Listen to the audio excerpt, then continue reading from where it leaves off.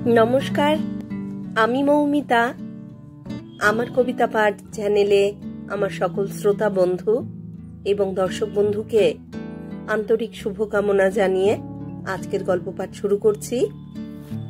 আজ আমি আপনাদেরকে পাঠ করে শোনাব সুবোধ ঘোষের লেখা একখানি চমৎকার ছোট গল্প।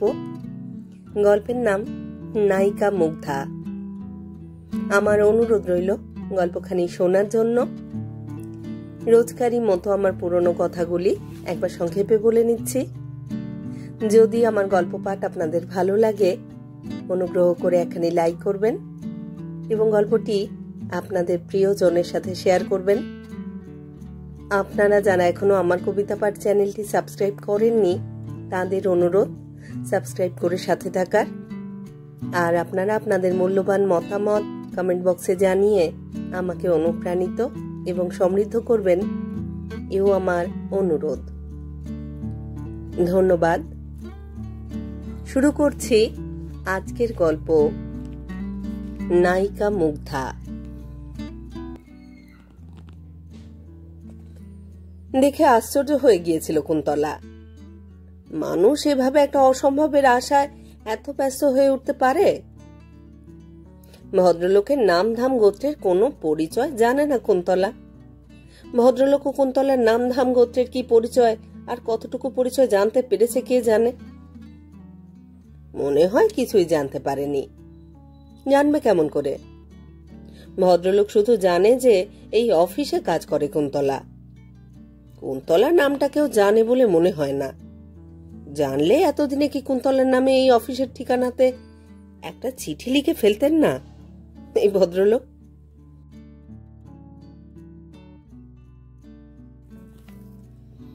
মান সম্ভ্রমের কোনো বোধ কিংবা কোনো লজ্জার বোধ এই ভদ্রলোকের আছে কিনা সন্দেহ। 5টা বাজতেই অফিসের যখন ছুটি হয়, তখন অফিসের বাইরে এসেই দেখতে পায় কুন্তলা। বারান্দা সিঁড়ির ওপর দাঁড়িয়ে আছেন এই ভদ্রলোক। সাজে পোশাকের বেশ পরিপাটি যত্ন আছে, দেখতেও বেশ ভালো। বয়সই বা কত হবে? 30-এর বেশি হতেই পারে না। কে জানে কোথায় কি কাজ করেন ভদ্রলোক। ঝড় বৃষ্টি আর কড়া রোদ, শীত গ্রীষ্ম আর বর্ষা সব দিনেই দেখা যায়। ভদ্রলোক একেবারে নিয়মিত ও অমুক একটি আবির্ভাবের মতো কুন্তলার এই অফিসের বাইরের বারান্দায় দাঁড়িয়ে আছেন। এই অফিসের কোনো লোকের সঙ্গে ভদ্রলোকের আলাপ পরিচয় কিংবা সামান্য চেনাশোনাও যে নেই, সেটাও বেশ বুঝতে পারা যায়। ছুটির পর অফিসের এত লোক বাইরের বারান্দায় দাঁড়িয়ে জটলা পাকিয়ে গল্প করে নিচ্ছে, হাসাহাসি করছে, খেলার কথা সিনেমার ছবির কথা আলোচনা করছে। কিন্তু কই, এই ভদ্রলোকের সাথে তো কাউকে কথা বলতে দেখা যায় না। অফিসের লোকেরা মনে করে এই ভদ্রলোক নিজের কোনো কাজের জন্য বুঝিবা এসেছেন আর দাঁড়িয়ে আছেন কিংবা কারো অপেক্ষায় রয়েছেন। কিন্তু কোন কাজের জন্য কিংবা কার অপেক্ষায়, সেটা জানবার জন্য কারো মনে কোনো ইচ্ছা বা চেষ্টা সাড়া নেই। কুন্তলাকেও তাই একটু আশ্চর্য হতেই হয়েছে আর সন্দেহ করতে হয়েছে। তবে কি কুন্তলাকে দেখবার জন্যই ভদ্রলোক রোজ 5টার কয়েক মিনিট আগেই এখানে এসে দাঁড়িয়ে থাকেন? পুরো 1টা বছর হয়ে গেল ভদ্রলোক রোজ আসছেন। রোজ এইভাবে দাঁড়িয়ে থেকে তারপর কোথায় কোন দিকে আর কখন যে চলে যান তাও জানে না কুন্তলা। কারণ অফিস থেকে বের হয়ে এই ভদ্রলোককে দাঁড়িয়ে থাকতে দেখে বেশ একটু বিরক্ত হয়ে সেই যে মুখ ঘুরিয়ে নেয় কুন্তলা, তারপর আর কোনো মুহূর্তে ভদ্রলোকের দিকে তাকায় না।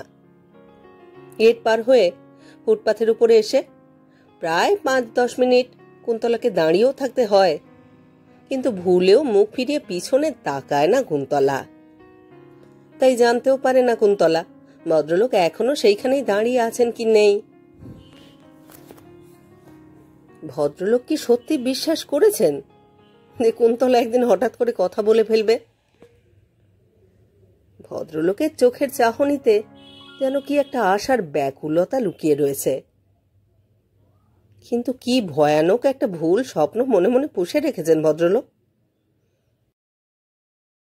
কুন্তলার মতো মেয়ে যে কোনোদিনও নিজেকে এত ছোট আর নিচু করে ফেলতে পারে না, সেই খবর জানেন না ভদ্রলোক। একজন অচেনা ভদ্রলোকের সঙ্গে গায়ে পড়ে কথা বলা কুন্তলার মতো মেয়ের জীবনের কোনো গরজ হতে পারে না।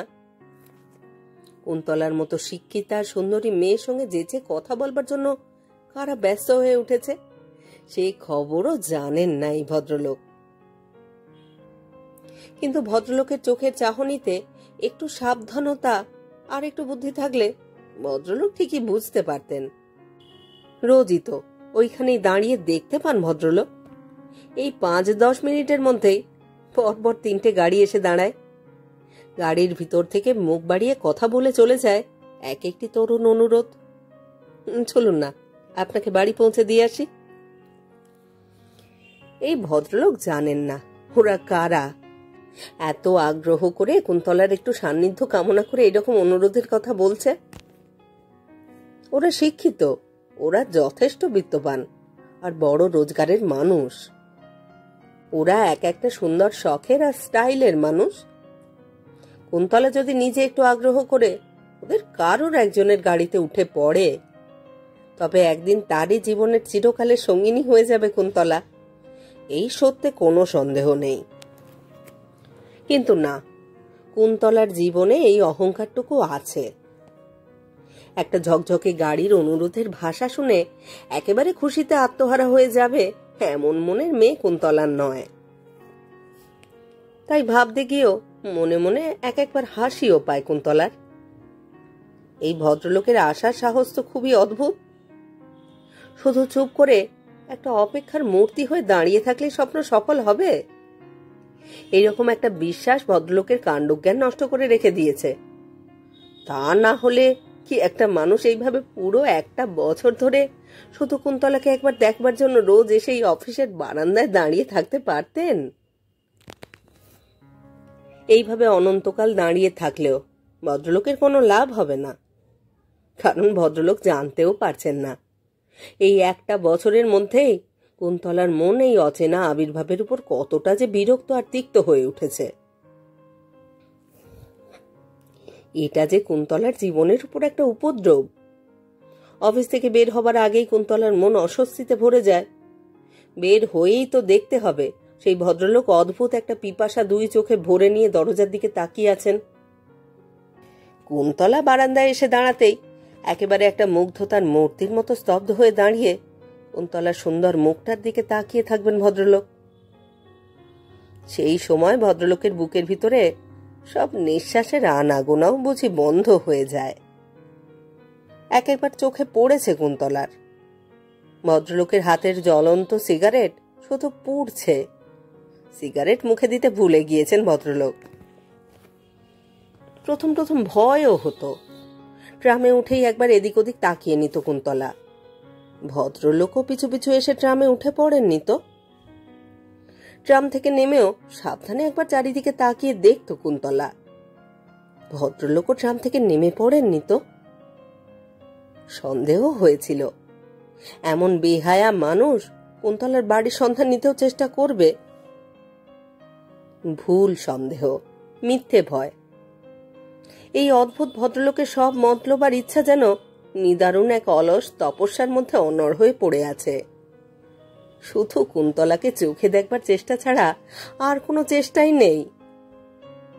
আরো আশ্চর্য, এই 1 বছরে কলকাতা শহরের কত জায়গাতেই তো যেতে হলো কুন্তলার, কতবার ট্রামে বাসে ঘুরতে হলো, কত দোকানে ঘুরে জিনিস কিনতে হলো, কিন্তু কোনোদিনও তো কোথাও এই ভদ্রলোকের দেখা পাওয়া গেল না। কুন্তলা যদি ভদ্রলোকের কাছে এমনই একটি আকাঙ্ক্ষার স্বপ্ন হয়ে থাকে, তবে কুন্তলাকে পৃথিবীর অন্য কোনো জায়গাতে একবার দেখবার জন্য কোনো শখে ভদ্রলোকের মন চঞ্চল হয়ে ওঠেনি কেন? কুন্তলার জীবনটা তো শুধু এই অফিসে 6টি ঘন্টার জীবন নয়। কুন্তলাকে তো ছবির এক্সিবিশনে, ভিক্টোরিয়া মেমোরিয়ালের সিঁড়িতে আর সিনেমা ভবনের লাউঞ্জেও দেখা যায়।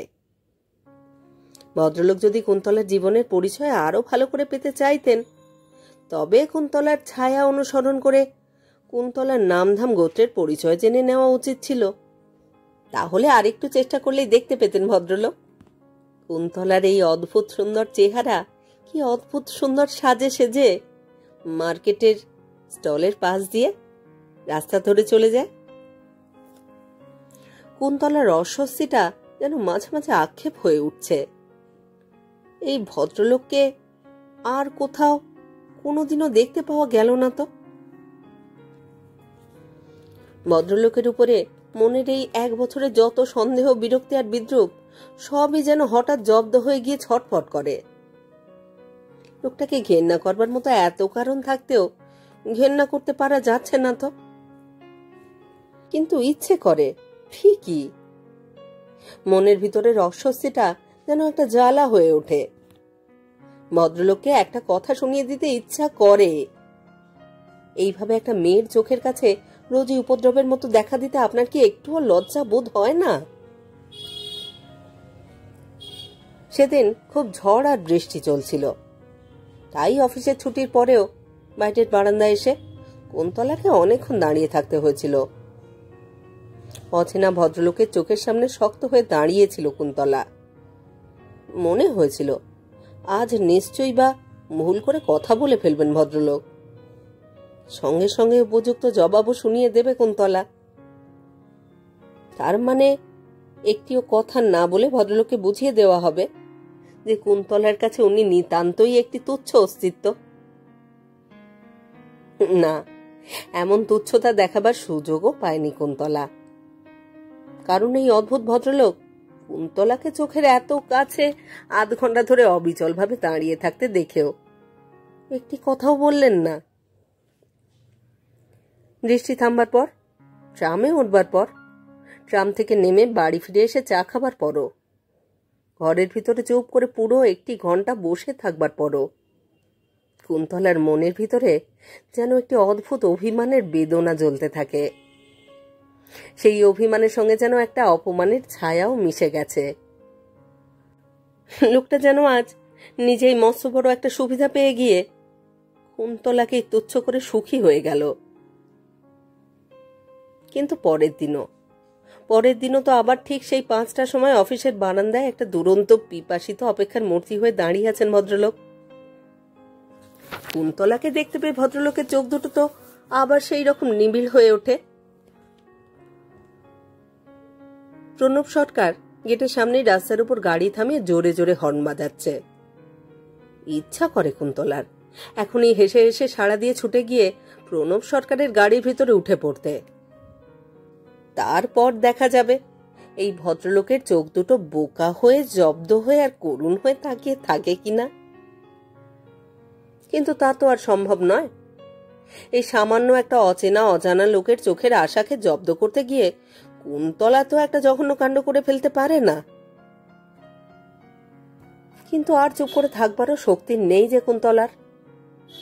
এই ভদ্রলোকের চোখের ওই ভয়ানক শান্ত লোভের দৃষ্টি যে আর সহ্য হয় না। ভদ্রলোককে স্পষ্ট করে জিজ্ঞাসা করে ফেললেই তো হয়, আপনি রোজ এখানে আসেন কেন? কোন সাহসে? অপমানিত হবার কোনো ভয় নেই বুঝি? এমন প্রশ্ন করবার ইচ্ছাটা যে একটা যুক্তিহীন অভদ্রতার ইচ্ছা, তাও বোধহয় ভুলে গিয়েছিল কুন্তলা। তা না হলে সেদিন হঠাৎ চোখ মুখ একেবারে কঠোর করে নিয়ে আর রুক্ষ স্বরে ভদ্রলোককে জিজ্ঞাসা করে ফেলতে পারত না কুন্তলা, আপনি রোজই এখানে কিসের জন্য আসেন? এই অফিসে আপনার কি কাজ আছে? ভদ্রলোক হাসতে চেষ্টা করেন। না তো, কোনো কাজের জন্য আসি না তো। অদ্ভুত কথা, কাজ নেই, তবু 1 বছর ধরে রোজই আসেন। ভারী লজ্জার কথা তো। লজ্জার কথা কেন হবে? আপনি বা এই কথা বলছেন কেন? আমি কেন বলছি সেটা আপনি জানেন। আমি তো আপনাকে চিনিও না, আমিও তো আপনাকে চিনি না। তাই তো বলছি, আপনি হঠাৎ আমাকে এরকম একটা বাজে কথা জিজ্ঞেস করে বসলেন কেন? কুন্তলার গলার স্বরও আরো রুক্ষ হয়ে ওঠে। আপনি রোজই এখানে এসে দাঁড়িয়ে থাকেন, এটা খুব কাজের কাজ না? না। আপনার উদ্দেশ্য কি? আপনি পুলিশের মতো মেজাজ নিয়ে কথা বলছেন কেন? ভদ্রলোকের গলা স্বরও ভয়ানক তীব্র হয়ে কুন্তলাকে পাল্টা প্রশ্ন করে।